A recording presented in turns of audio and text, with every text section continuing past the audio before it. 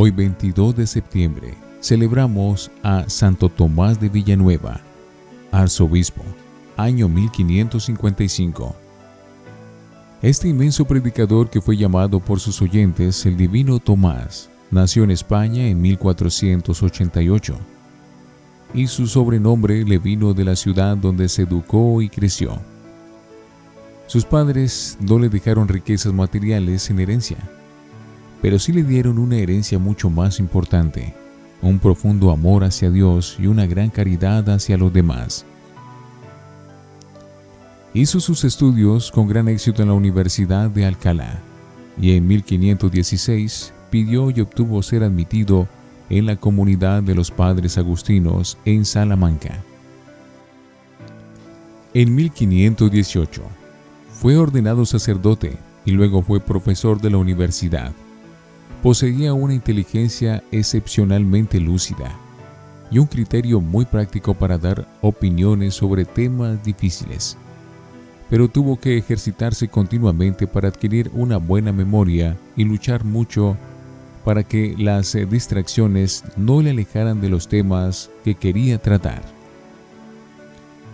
Sentía una predilección especial por atender a los enfermos y repetía que cada cama de enfermo es como la zarza ardiente de Moisés, en la cual se logra encontrar uno con Dios y hablar con Él, pero entre las espinas de incomodidad que lo rodean.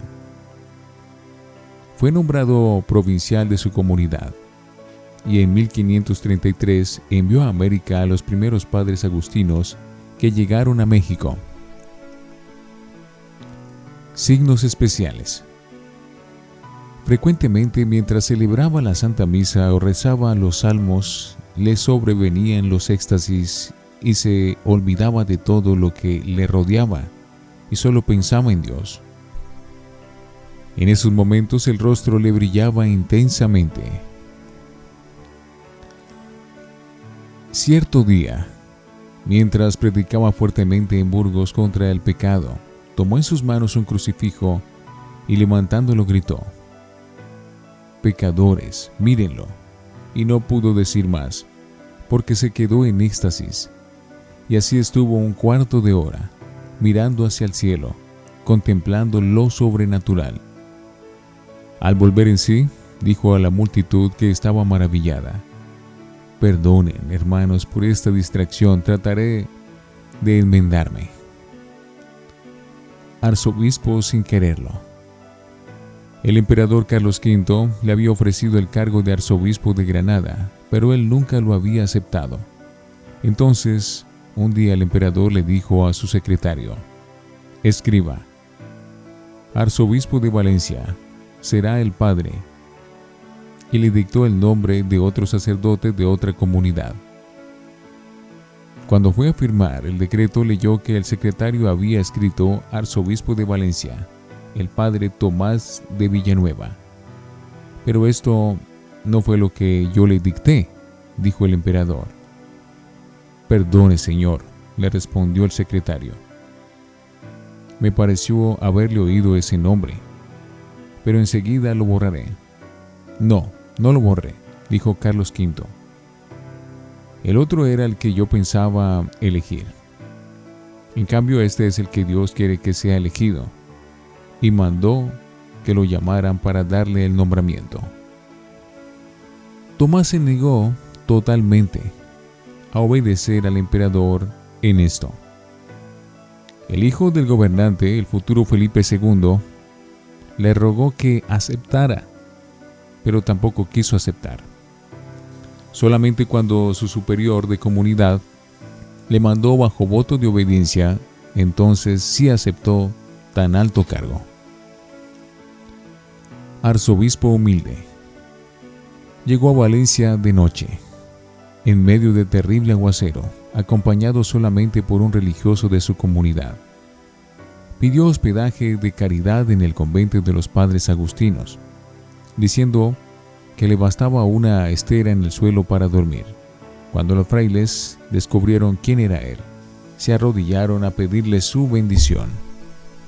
Antes de posesionarse en el arzobispado, Hizo 6 días de retiro en oración y penitencia en el convento.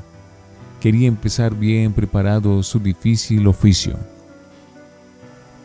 Al posicionarse en su cargo de arzobispo, los sacerdotes de la ciudad le obsequiaron 4,000 monedas de plata para que arreglara bien su palacio. Y él obsequió ese dinero a un hospital diciendo: los pobres necesitan más que yo. ¿Qué lujos y comodidades puede necesitar un sencillo fraile y religioso como soy yo?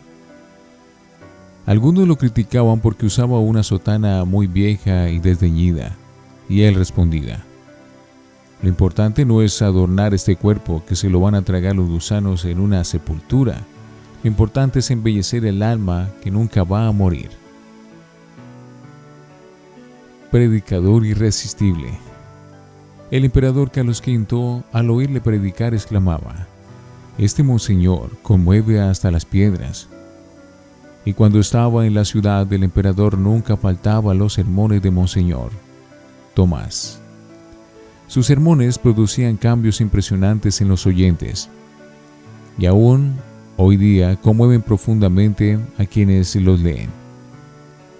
La gente decía que Tomás de Villanueva era como un nuevo apóstol San Pablo, enviado por Dios para transformar a los pecadores. Convirtiendo sacerdotes. Lo que más le interesaba era transformar a sus sacerdotes. A los menos cumplidores se los ganaba de amigos y poco a poco, a base de consejos y peticiones amables, los hacía volverse mejores. A uno que no quería cambiar lo llamó a su palacio y le dijo: yo soy el que tengo la culpa de que usted no quiera enmendarse, porque no he hecho penitencias por su conversión. Por eso es que no ha cambiado. Y quitándose la camisa empezó a darse fuetazos y asimismo hasta derramar sangre. El otro se arrodilló llorando y le pidió perdón, y desde ese día mejoró totalmente su conducta. Al servicio de todos. Dedicaba muchas horas a rezar y a meditar, pero su secretario tenía la orden de llamarlo tan pronto como alguna persona necesitara consultarle o pedirle algo. A su palacio arzobispal acudían cada día centenares de pobres a pedir ayuda, y nadie se iba sin recibir algún mercado o algún dinero. Especial cuidado tenía el prelado para ayudar a los niños huérfanos. Y en los 11 años de su arzobispado no quedó ninguna muchacha pobre de la ciudad que en el día de su matrimonio no recibiera un buen regalo del arzobispo. A quienes lo criticaban por dar demasiadas ayudas, aún a vagos, le decía: mi primer deber es no negar un favor a quien lo necesita, si en mi poder está el hacerlo. Si abusan de lo que reciben, ellos responderán ante Dios. A los ricos les insistía continua y fuertemente acerca del deber tan grave que cada uno tiene de gastar en dar limosnas todo lo que le sobre, en vez de gastarlo en lujos y cosas inútiles.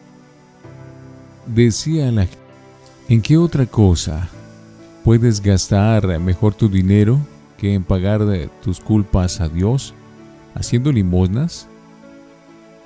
Si quieres que Dios oiga tus oraciones, tienes que escuchar la petición de ayuda que te hacen los pobres. Debes anticiparte a repartir ayudas a los que no se atreven a pedir. Algunos le decían que debía ser más fuerte y lanzar maldiciones contra los que vivían en unión libre. Él respondía: hago todo lo que me es posible por animarlos a que se pongan en paz con Dios y que no vivan más en pecado. Pero nunca quiero emplear métodos agresivos contra nadie. Si oía hablar mal de otro, respondía: quizá lo que hizo fue malo, pero probablemente sus intenciones eran buenas. Buen final. En septiembre de 1555 sufrió una angina de pecho e inflamación de la garganta. Mandó repartir entre los pobres todo el dinero que había en su casa. Hizo que le celebraran la Santa Misa en su habitación y exclamó: «Qué bueno es nuestro Señor. A cambio de que lo amemos en la tierra, nos regala su cielo para siempre». Y murió. Tenía 66 años. Gracias, Señor, por estos santos tan admirables. El que ayuda al pobre, presta a Dios, y Dios le recompensará. Proverbios 19:17. Palabra de Dios. Te alabamos, Señor.